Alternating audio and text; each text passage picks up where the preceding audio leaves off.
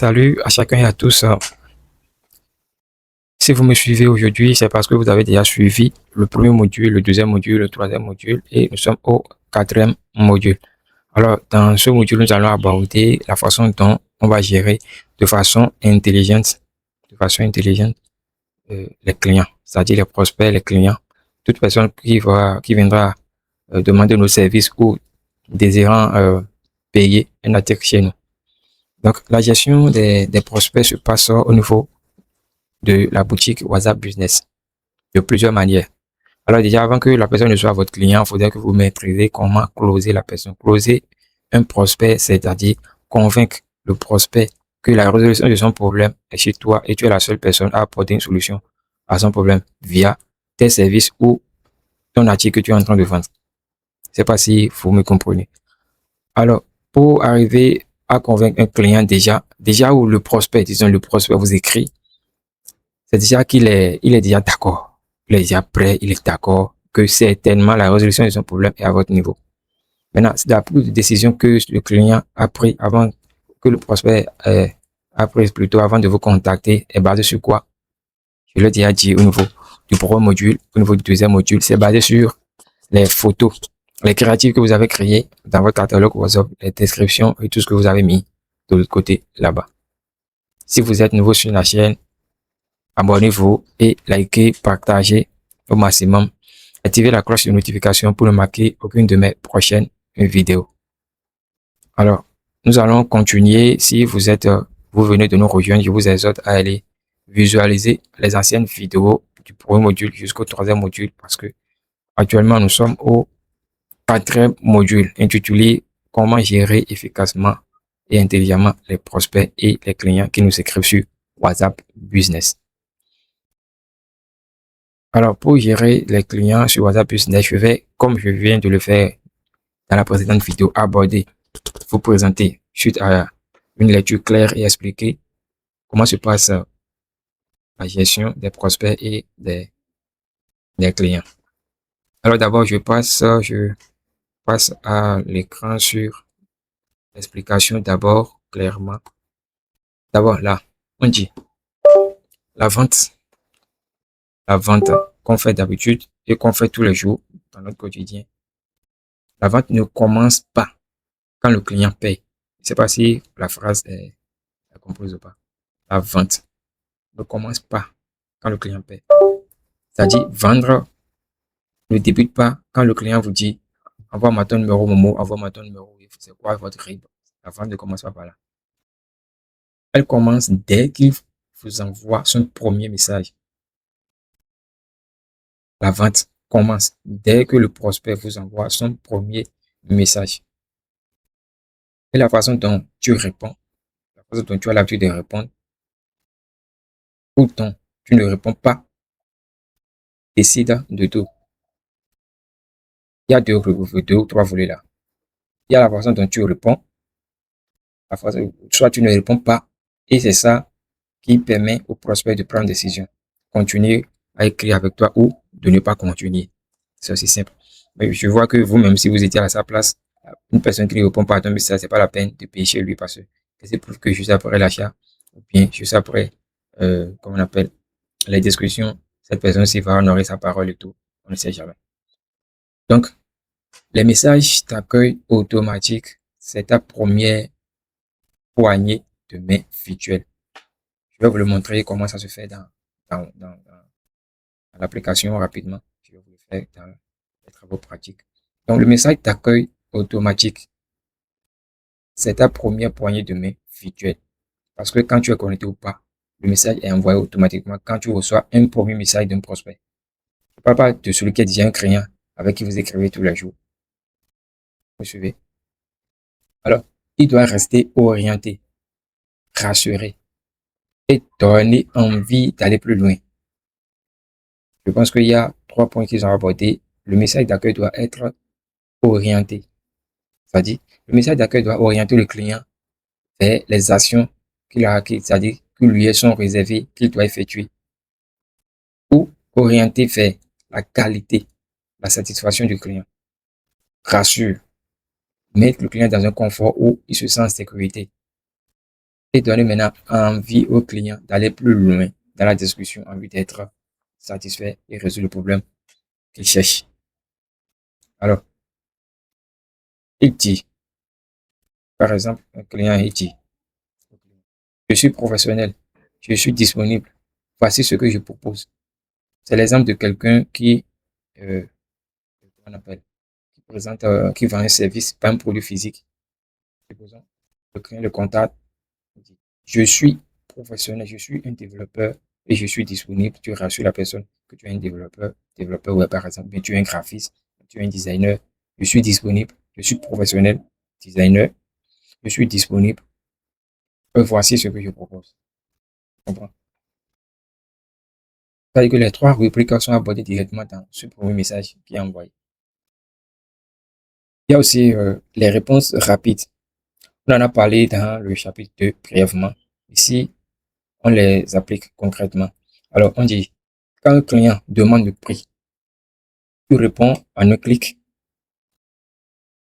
Quand un client, quand il veut le catalogue, il l'a en 2 secondes. C'est ça la fluidité qui convertit. Je vous explique cette rubrique-là. Les réponses rapides, ce sont des fonctionnalités qui sont intégrées dans WhatsApp Business. Qui sont intégrées dans WhatsApp Business. Qui sont intégrées dans WhatsApp Business et ça permet d'aller plus vite. De ne pas aller faire des captures d'écran de votre catalogue WhatsApp et d'envoyer la photo au client. Non. Il vous suffit de mettre des slash catalogue slash tel et directement vous aurez votre catalogue directement envoyé au client, au prospect. C'est un truc très simple à configurer. Je vais vous le montrer tout à l'heure. On continue d'abord dans l'explication. Alors, on dit, faudrait que quand le client demande le prix plutôt, tu lui réponds en un clic. Quand il veut le catalogue, en 2 secondes déjà, il a déjà accès au catalogue.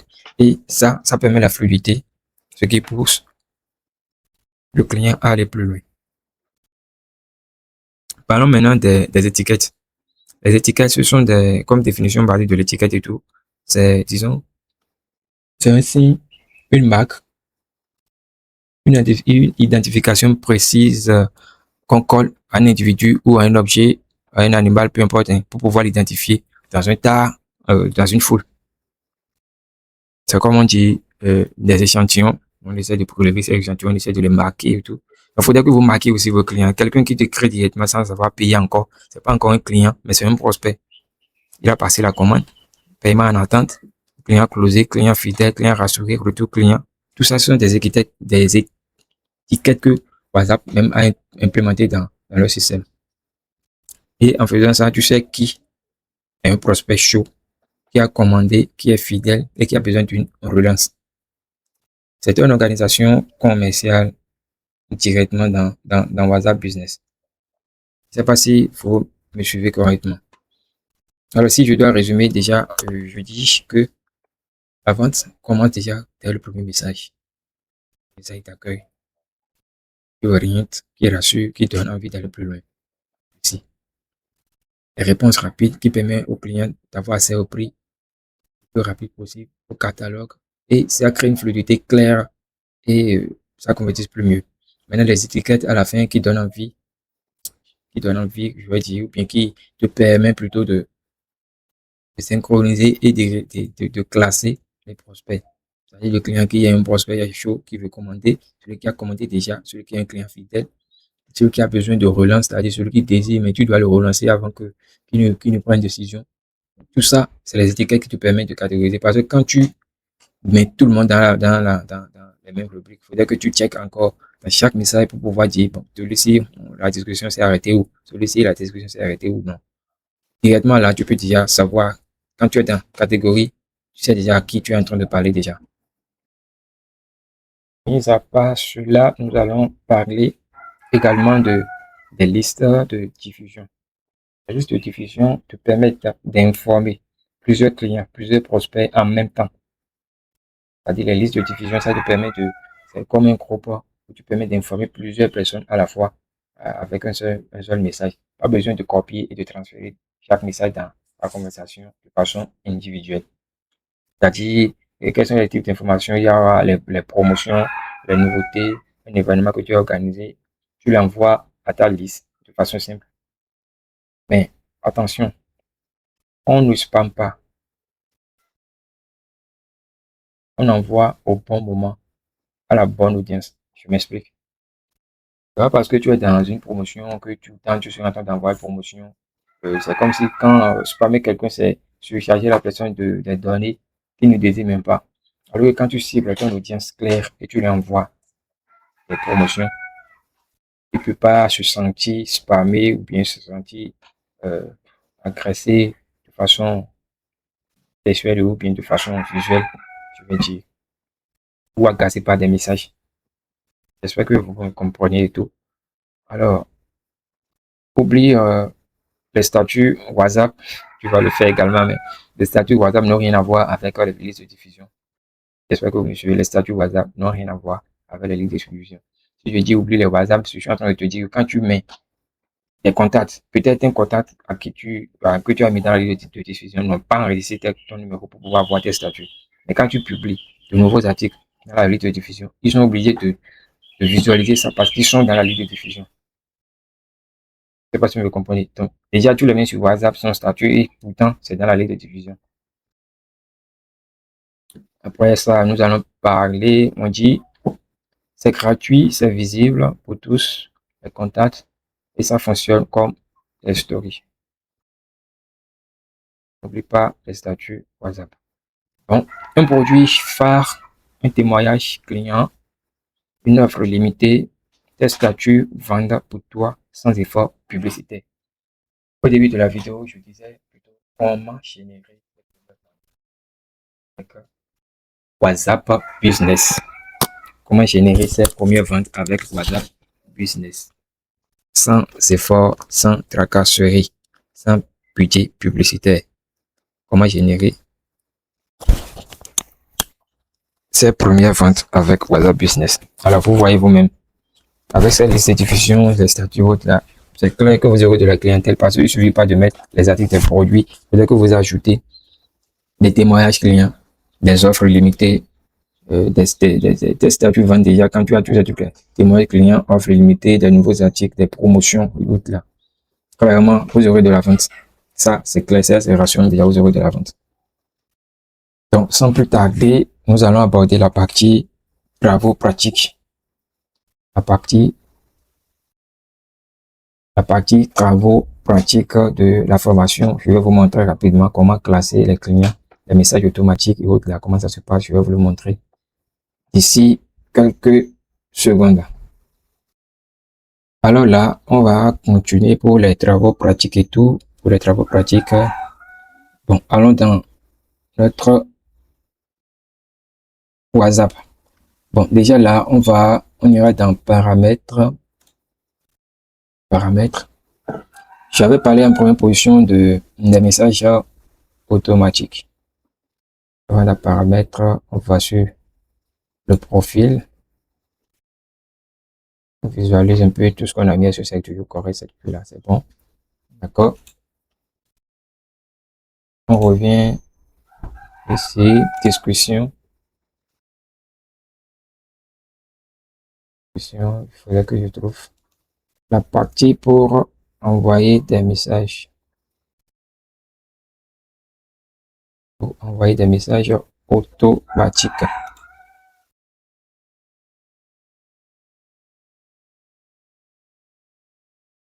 Alors, je cherche toujours.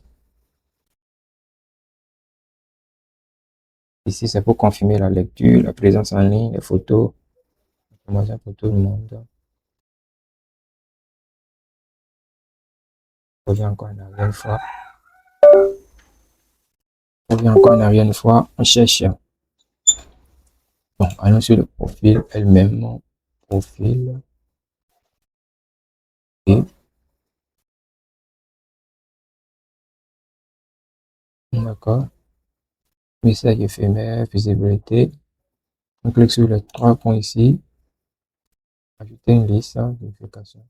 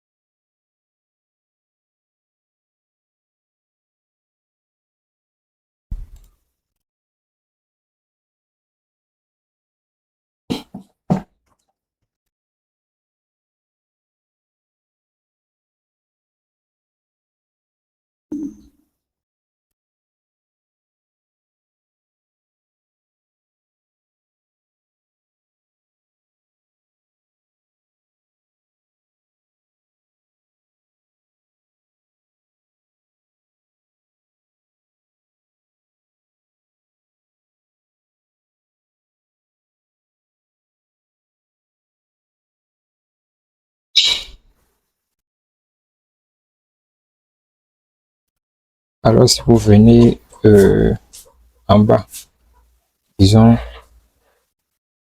en dessous, la partie où c'est mis outils. En dessous de votre profil, vous verrez une partie où c'est mis outils. C'est mis outils. En bas là. Quand vous venez en bas là où c'est mis outils, vous défilez juste ça. En dessous, vous verrez, c'est mis message d'accueil. Message d'accueil, message d'absence, réponse rapide. Message d'accueil, on va là-bas d'abord. Message d'accueil. Envoyer un message d'accueil, je vais configurer ça. On dit ici. Moi, j'ai mis merci d'avoir contacté sur le mat. Dites-nous en quoi nous pouvons vous aider. C'est simple. J'envoie.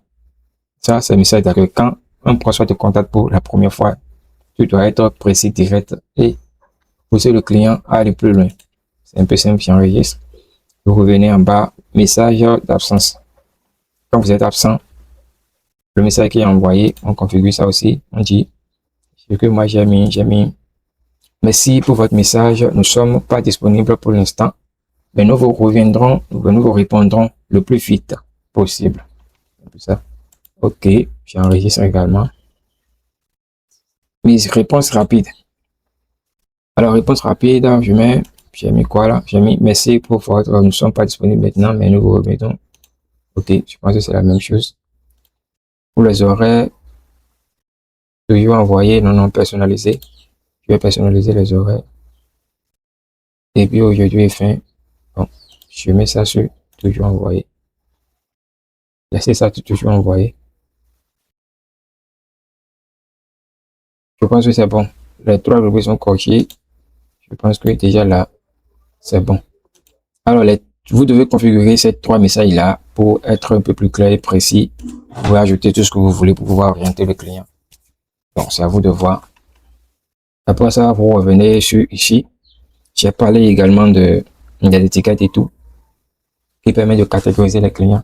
Je vais prendre l'exemple de quelqu'un qui m'a déjà contacté. Je vais prendre celui-ci qui pouvait, celui-ci.